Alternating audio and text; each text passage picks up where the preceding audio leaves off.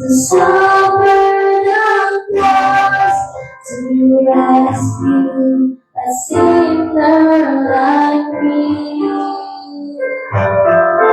To rescue a sinner like me. Lord, to rescue a sinner like me. He abandoned his throne and his kingdom above to rescue a sinner like me.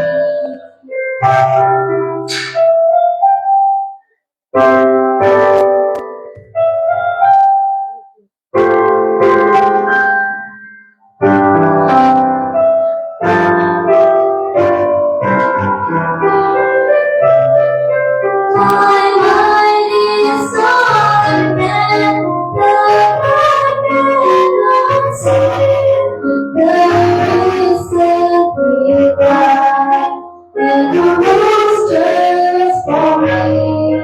So worthy was I, yet He came willingly to rescue a sinner like me.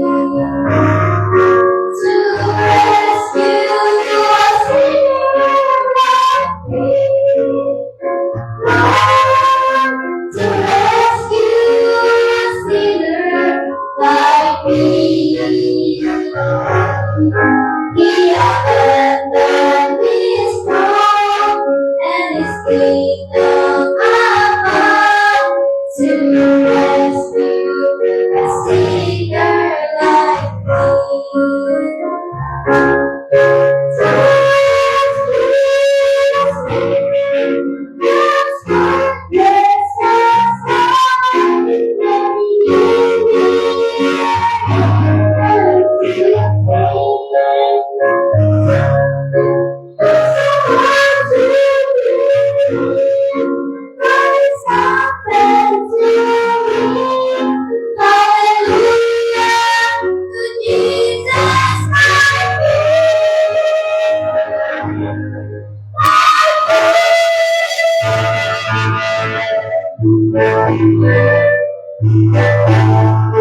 to rescue a sinner like me.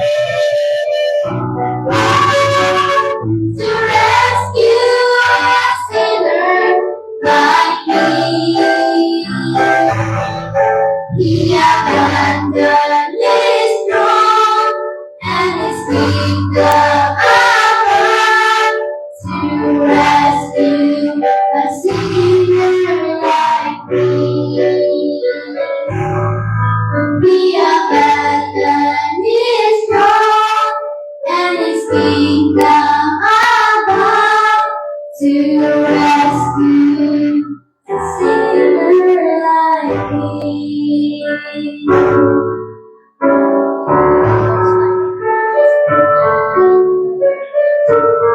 A sinner like me.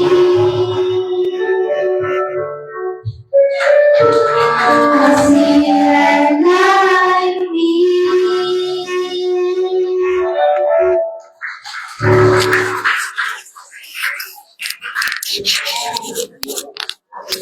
Amen.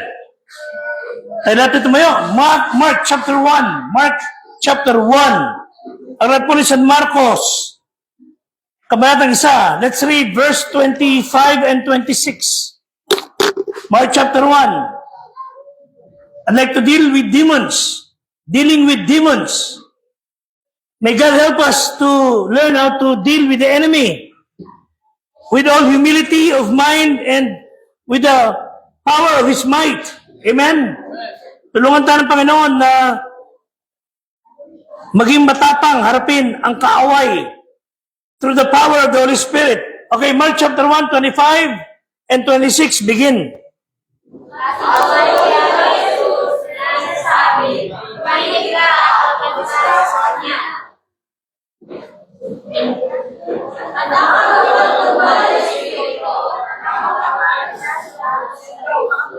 Ikaw ay magkasalihan, ay lumabas sa kanya. Okay, how can the devil be able to be scared sa mga tao na pagbabasa nila ng Bible natin magawa? I challenge you, mga kapatid. Huwag niyong tetestingin ng kaaway. Kaya-kaya niya kayong patumbahin. May God help us, mga kapatid. Then let's read verse 1. Tingnan natin. Verse 1. Mark chapter 1. Verse 21. Okay, verse 21. And let's see it. One more time. Okay, begin.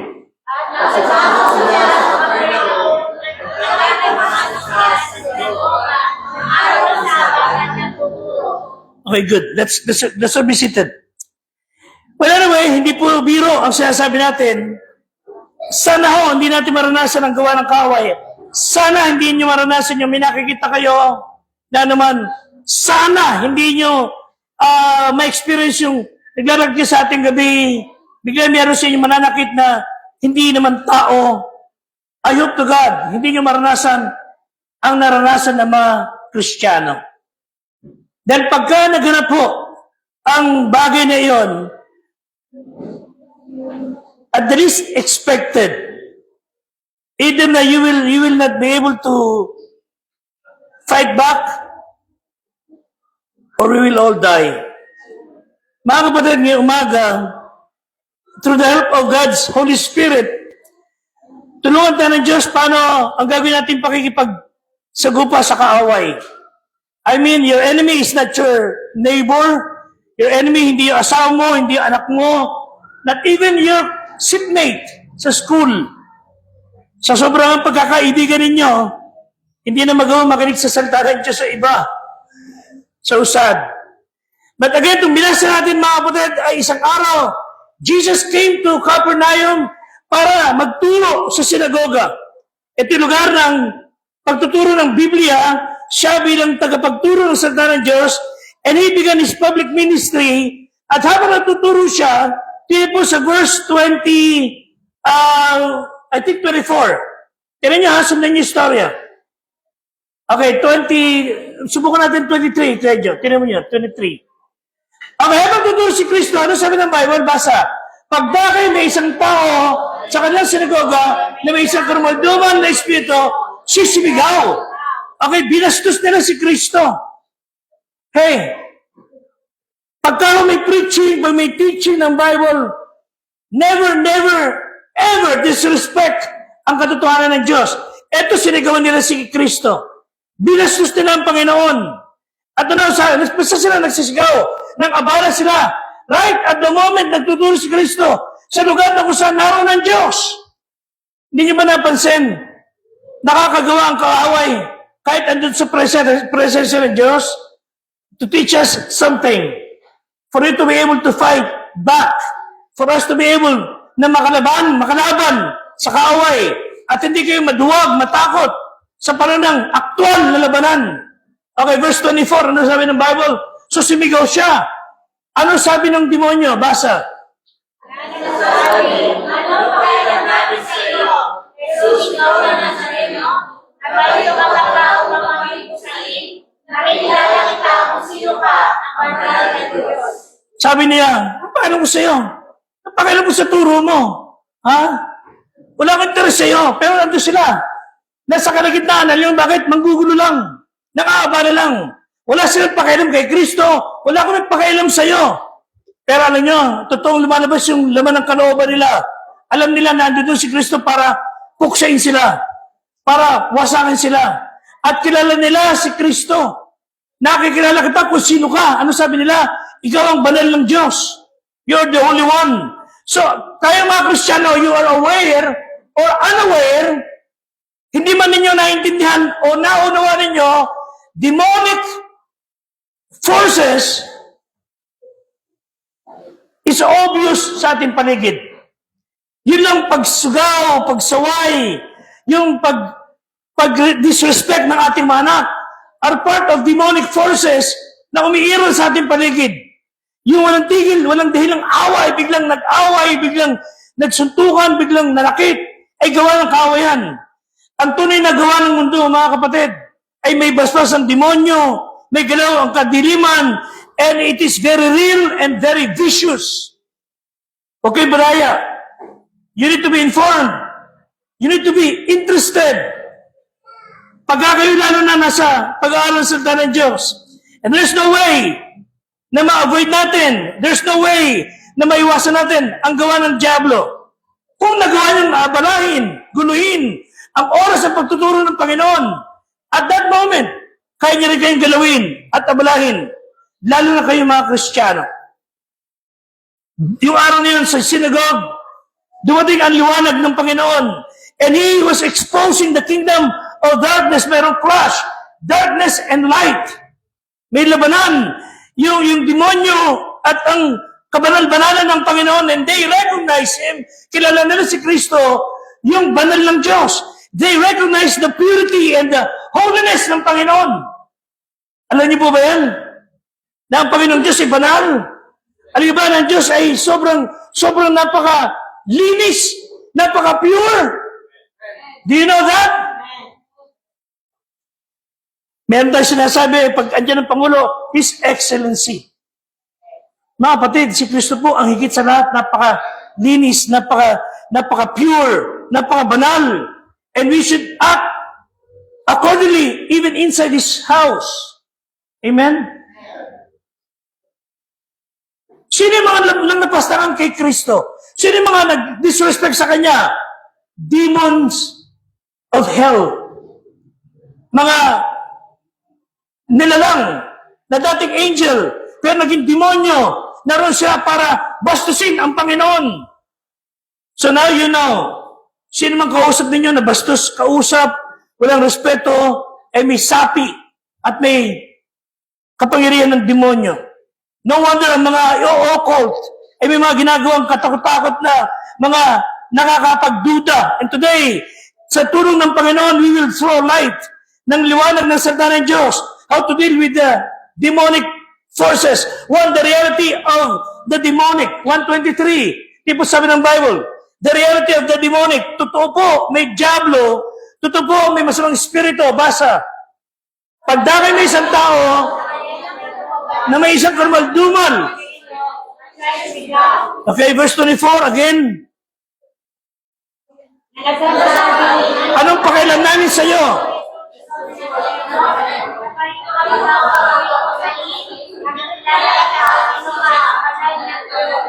Ang tao na may pustos ng masamang espiritu, walang pakialam sa Diyos. Bastos yan. Walang respeto yan. Hindi mo kakikita niyan ng paggalang, and there is a spiritual world. Ayon sa Bible, and the Bible does not deny it, the Bible affirms it, at hindi natin pala-resin sa Bible at face value na may mga demonyo sa ating paligid. Sa bahay, sa school, sa office, wherever. There are those who think na hindi naman din masama na ang problema ng ating mundo, ang problema ng ating bansa ay housing, education, peace. Totoo, may mga problema tayo dyan. But they will never solve the problem. Dahil yung mga ito na nasa pamahalaan, hindi nakikita ang tunay na kaaway. Ito po kaaway. Ephesians chapter 6, verse 12. Ito po sabi ng Bible. Ephesians 6, verse 12. Ano ating giyera? Basa. Ang ating pakikitigma, pakikibaka, hindi laban sa laman dugo, laban sa pamunuan, sa kapangyarihan, namamahala na kadili mo ito sa sanglibutan, laban ukol sa espiritu ng kasamaan, sa daong kaitaasan. Everything that is spiritual sa ating paligid ay hindi laging tungkol sa Diyos. Mayroong bahid ng kadiliman. Yung spiritual righteousness, mayroong spiritual wickedness. 1 John 4:1, tinay po sabi. 1 John 4:1. 1 John 4:1. Okay, basa.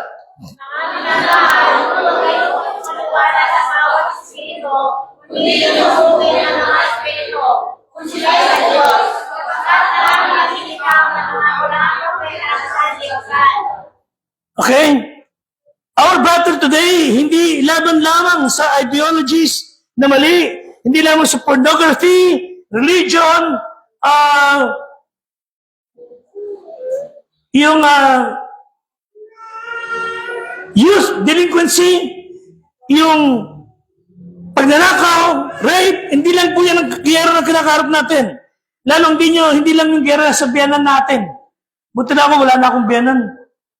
Aboy pa, mapakabuti pa na aking biyanan pala. Not even your in-laws is your enemy. Hindi po. We are not wrestling against flesh and blood. We are wrestling against spiritual wickedness in high places. Meron tayong giyera laban sa diablo, and the reason that we so often hindi nagtatagumpay dahil hindi tayo humarap sa laban. Hindi tayo lumalaban. Lagi tayong default. Ang masakit nga, hindi nga natin alam yung kalaban natin. Kaya natatalo tayo by default. Who are these demons? Who are these demonic oppressors? Saan sila nanggaling? Saan sila nagmula? Bakit may mga pangyayari na hindi natin makontrol na inudyo ka ng taong gumawa ng karahasan? Revelation 21, verse 12. Chapter 12, verse 4. Revelation 12:4. Lahat ng yan ay merong demonic influence by the fallen angels. Revelation 12:4, basa. At kinalagkad ng kanyang buntot, listen, ang ikatlong bahagi ng mga bituin sa langit, ipinagahagi sa lupa, at lumagay ang dragon sa harapan ng babaeng nanganganak na. Ito sasabi ko sa inyo, the third ng dami ng angels, yung first three angels, ay tinangay niya, inihagi sa lupa. No wonder, napakaraming kasamaan sa mundo dahil maraming demonyo ang nagkalat. At malinaw sinasabi ng Bible, yung Greek dragon. Ang dragon is always the picture of Satan. So hindi kayo dapat may mga dragon sa bahay. Amen? Dragon is a picture of Satan. Si devil, yung third of angels, tinangay palabas ng langit. Walang enough room para nulanan ng mundo. Kaya doon sila sa kalawakan. Mga kapatid, isang star, millions of times bigger than the planet. Yung star na nakikita niyo malayo, malayo yan. Pero malaki pa yan ng milyong beses sa Earth. And these stars were angelic creatures na sinasabi rito na palayas ng Diyos mula sa langit kasama si Lucifer na dating angel of light. Kilala sa bilang angel ng kaliwanagan, magaling sa music. Kaya maraming music ngayon, ginagamit din ng diablo para lagyan ng mga salita niya at na-influensya ng mga tao. So when Lucifer, na naging Satan, nagrebelde sa Diyos, maraming angels ang sumama sa kanya at ikinulong ng Diyos yung iba. 2 Peter 2:4. 2 Peter 2:4, ito po sabi ng Bible. Kundi ikinulong ng Diyos, baka mas masama pa mundo ngayon. Basa. Pagkat Panginoon ay hindi natawad sa amin ng mga kasalang ngayon. Hindi ang ulit sa impyerno at inususuhay na kaniliman upang lahat sa pagbuko. Sabi sa kanila, nasa Tartarus, nakakulong at tandang hatulan ng Diyos. Jude, chapter 1, verse 6. Ito po sabi ng Bible. Tandaan niyo mga verses, mga kapatid. Basa. Ang mga anghel na hindi nag-ingat. Kung hindi mo ng kanyang sarili tahanan, ay ingatan niya sa matang walang hanggan sa pagbuko sa dakilang araw. Some of them are in jail, sa impyerno. At the mga demons are invisible, personal, powerful. Wala silang katawan on their own, pero kaya silang pumasok sa katawan ng mga tao. Kaya nilang tirahan ang tao. They could inhabit human bodies so that they could work wickedly, that they could work through the mind, the body, and the interest ng tao. Demons are interested na wasakin ang kanyang kapwa-tao. Ang diablo gagamitin ang katawan nyo para sirain dahil punong-puno siya ng puot sa Diyos na ating tagapagligtas. Gusto niya saktan ang kalooban ng Ama. Gusto niyang wasakin ang minamahal ng Diyos na wala mo kundi tayo mga tao. The devil cannot get directly to God. Kaya gagawin niya, sasaktan niya yung mga anak ng Diyos. Pipisilain niya ang mga tao gamit ang tao para saktan ang kalooban ng Panginoon. At meron 3 bagay siyang paraan na ginagawa para tayo ay balahin. Acts 10:38. Ito po sabi ng Bible. Sundan niyo mabuti mga kapatid. Ito yung ginagawa ng Diablo. Acts 10:38. Basa. Ang mga tuwing ng bahay ni Jesus sa Nazaret, paano siya pinaninihan ng Espiritu Santo at mga pagalitan, nagtutulot sa mga gawa ng mabuti, at napapagaling sa lahat ng mga pinahirapan ng Diablo sa pagkakas sa kaniya ng Diyos. O, ito nyo, ano ginagawa ng Diablo? Pinapahirapan ng Diablo. One of the ways of Satan and the devil is to oppress. Pahirapan kayo. Ginagamit ang pamahalaan, ginagamit ang mga tao na sa pamahalaan, ginagamit na nasa authority para pahirapan ang tao. Ginagamit ang mga anak, pahirapan ang kalooban ng magulang. Ginagamit ang magulang para pahirapan ang kalooban ng mga anak. So ang Diablo ay nagpapahirap. He is doing oppression. Literally, para panggubabawan, to rule over us, to take authority over us, para ibagsak, wasakin ang tao. Yan ang ginagawa ng Diablo. Para pahirapan ang mga tao. Minsan mismo may katawan, pinapahirapan niya sarili niya. May mga nakikita tayo, nagtitinda kunyari ng mani-mani, pero bebenta pa rin ng shabu. Pinapahirapan niya sarili niya. And so the devil came to Jesus to oppress Jesus. Nilulusog nila, sinisikap nila ang pahirapan ang Panginoong Hesus. Pangalawa, hindi lamang po yan. Luke 6:18. Ito po sabi ng Bible. Hindi lamang oppression. Luke 6:18. Okay, verse 18 begin. Ang mga pinapahirapan ng mga espiritu, okay, pinagaling ni Kristo, yung mga pinapahirapan, yung obsession, yung may mga tao na, pag may nakitang kotse, obsession, gusto niya yun, obsess, naghirap ang kalooban niya, na hindi niya makuha yun. Okay, Acts 5:16. Acts 5:16. Basa. At nagpapaliban din naman ang karamihan sa mga bayan at nasa lingkod ng Jerusalem, na nagdadala ng mga may sakit at ng mga pinahirapan ng mga magmatumal na espiritu, at sila'y pagpapagaling. Si laging pinahihirapan ng Diablo, pero pinagagaling ni Kristo.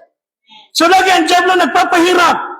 Hey, mga anak, asawa, mahal sa buhay, kapag kayo nagpapahirap, you are doing the work of the devil. Naglaban na nanay nyo, kinuba nyo na, wala silang washing machine, kinukuskus niya. Ang kamay, puro kanyo na, matigas pa sa kahoy. Tapos kayo naman, pag isinamit, hagis uli. Pag kayo nagpapahirap ng kapwa ninyo, wala na kayong ginawa, kundi pag nakita nyo, pinapahirapan nyo yan. Basta trip nyo lang. You are doing the work of the enemy. Ba't hindi nyo magpagaan kayo ng buhay ng tao? Pagaanin nyo kalooban ng mga tao. Hindi nyo kukusit na mali. Pero huwag kayo magpahirap. Pagaanin nyo kalooban nila. But you are making their life miserable. You are doing the work of the enemy. Oppression is primarily from without. Obsession is from within. Pag kayo mayroong obsess sa isang bagay, nag-ihirap ang kalooban ninyo. Pero oppression sa labas. So in and out, parehas, gawa ng kaaway. Ang ngayon, ano obsession ng tao?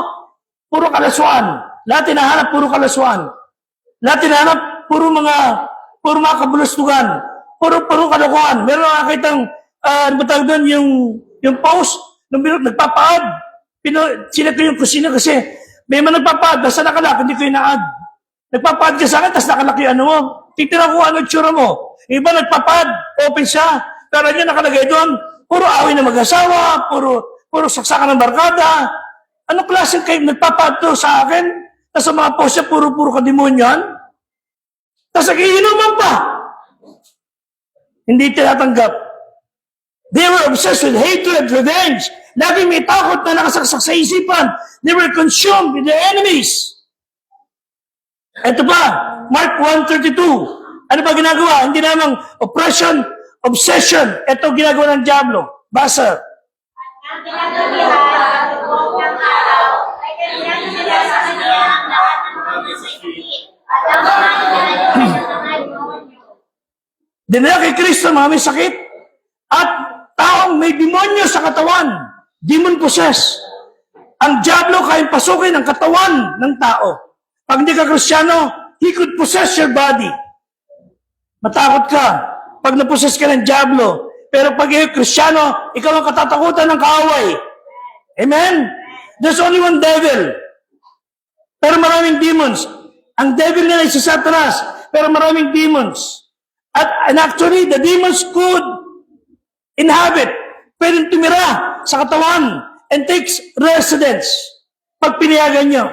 Pero ang espiritu ng Diablo, hindi makapapasok sa katawan ng tao ng espiritu ng Diyos. Amen? Pag mayroong espiritu ng Diyos na isa sa iyong pagkatao, hindi makapapasok ang gawa ng kadiliman. Pero he could make some disturbances sa iyong kaisipan. So ingatan po natin, mga kapatid. Ano sabi ng Bible? Ephesians 4:27.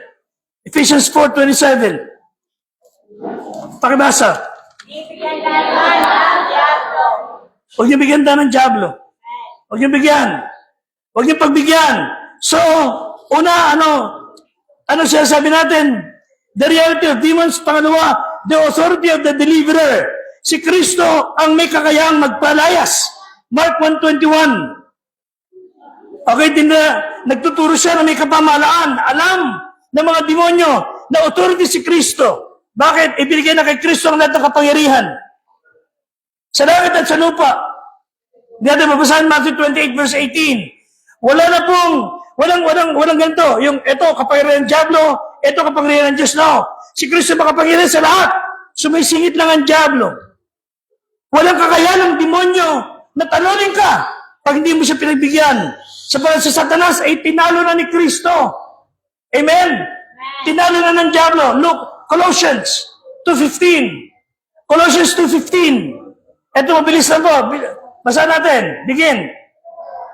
Pagkakasal sa mga pamunuan at mga kapangyarihan, kailangan na niya sa hayag na kahiyan. Nagkakabuhay siya sa kanila sa pagkakito. Okay, isa pang talata. 1 John 3:8. Basa. Ang gumagawa ng kasalanan ay sa Diablo, sapagkat ang gawa ng kanila ay nakakasala ang Diablo. Sabagay na itinahayag ang anak ng Diyos upang mawasa ang mga gawa ng Diablo. Ang gumagawa ng kasalanan sa Diablo. Gumagawa na lahat ng mali sa Diablo. Ang dahil pag gumagawa ng di tama sa Diablo. Pero si Kristo na po ito para wasakin ang gawa ng Diablo. Revelation 20:10. Revelation 20:10. Basa. Ang Diablo,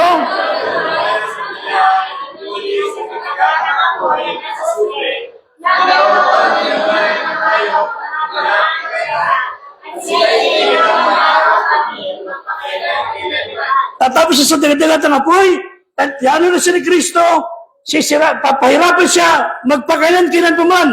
Mga kapatid, ang Diablo, takot kay Kristo. Si Kristo ang nag-isang authority. They recognize His full deity and His full authority. Alam ng Diablo kung sino yung kinakarap nila. Binabastos nga lang nila. Hindi nila kaya binabastos nila. Pero walang dapat na matakot na Kristiyano sa Diablo. Walang anak ng Diyos ang dapat natatakot sa demonyo. Amen? Hindi lang kilala at natatakot ang Diablo kay Kristo. Alam nila yung kapangyarihan ni Kristo. Kaya sabi ni Kristo, Mark 1:25, sabi ng Panginoon, sinuway siya ni Jesus at sinabihan siya, tumahimik ka! Lumabas ka dyan sa taong yan. At sumunod siya. Karumalduman na Espiritu, tipo sa verse 26. Ano sabi, mga kapatid? Basa.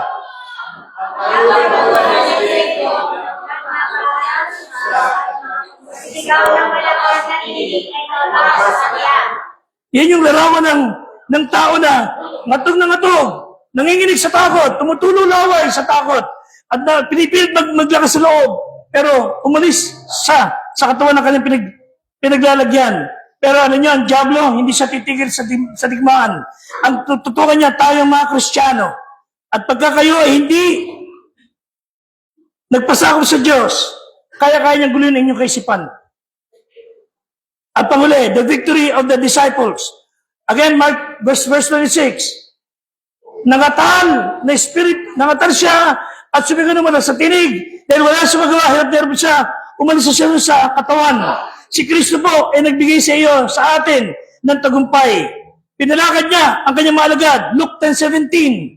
Luke 10:17. He gave them power and authority. Luke 10:17.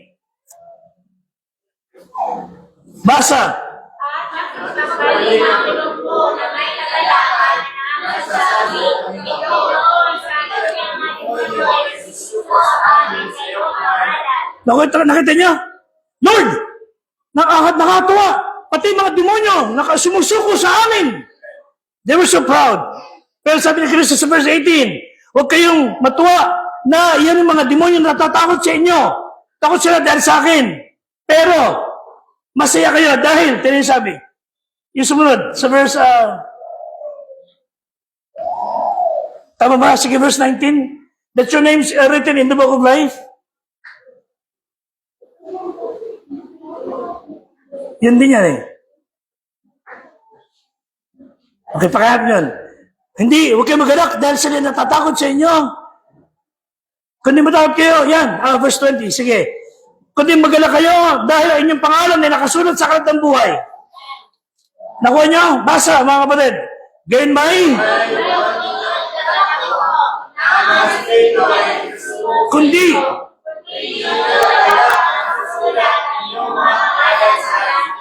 Amen? Magulat kayo, hindi na natatakot sila sa inyo. Kundi kayo Kristiyano. Nasa langit ang inyong pangalan. May mga tao, they would try to confront the enemy through legislation. Sana nga ho, may magawa ang paggagawa ng batas. Pero wala ho. Ang problema sa ganitong mga paraan, hindi po physical ang labanan madalas, kundi spiritual. People would like to control mankind. Ang problema dito, they have no enough prison para ikulong lahat ng kriminal. Hindi po sapat ang mga batas. Hindi rin sapat ang edukasyon. Ang tao pag natuto ng kaalaman, walang kaalaman sa puso, natuto ng gumaling magnakaw, gumawa ng kasamaan, gumawa ng batas na lihis. Si Hitler, di umano, ay power-possessed. Naghari sa Germany. One of the most educated, learned, sophisticated ang bansang iyan. And yet, pumatay siya ng maraming Hudyo. Hindi rin po environment ang makapagbibigay ng magandang pag-asa sa mundo. Kahit ito magandang paligid, pag ang puso po hindi nagbabago, wala rin pag-asa. Meron lugar na napaka-perfect na lugar. Walang kasalanan. And yet, pumasok ang kasalanan. Ang paradise ni Adam and Eve. Nagsumula sa kanilang kasalanan. So, hindi ko maganda ang paligid. Ang sinasabi natin, ang pag-asa po ay magbago ang puso ng tao. Amen? At ang sagot po, wala sa law, wala sa legislation, wala sa namang bagay, ang pagbabago ng tao na kay Kristo. Makilala si Kristo. And as I close, tandaan niyo mga kapatid, hindi man kayo kayang abalahin, pasukan ng demonyo, pero pwede niya abalahin ang inyong kaisipan. Huwag kayong padaya. Ano sabi ng Bible? James 4:7. James 4:7. Basa. Ano gagawin?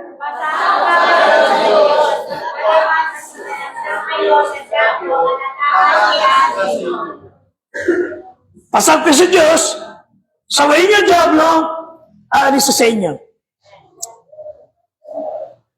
May ito isang pangyayari si Martin Luther nung nabubuhay pa. Si Martin Luther ay lumaban sa Katoliko, pare, siya isa sa leader ng protestante, nagprotesta siya sa Katoliko. Ang Baptist po, hindi protestante, mga kapatid. Hindi po kasi tayo galing sa Katoliko. Ang protestante ay galing sa Katoliko. Tayo mga Baptist, hindi.